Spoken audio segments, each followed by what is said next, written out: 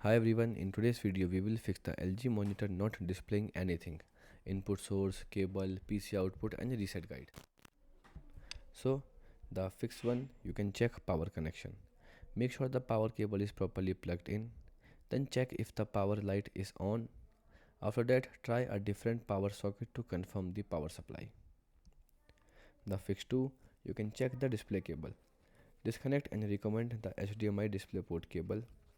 After that, make sure the cable is not loose or damaged, and then try using another cable if possible. The fix 3, you can select the correct input source. Press the menu or source button on your monitor. Choose the correct input, the HDMI, DP, VGA, and confirm the connecting device match the selected input. The fix 4, you can restart your computer. Turn off your PC completely. Unplug the monitor for 1 to 2 minutes. Plug everything back and turn on again. The fix 5, you can test with another device. Connect your monitor to another laptop or PC. Check if display works there, and if it works, the issue is with your computer. Goodbye.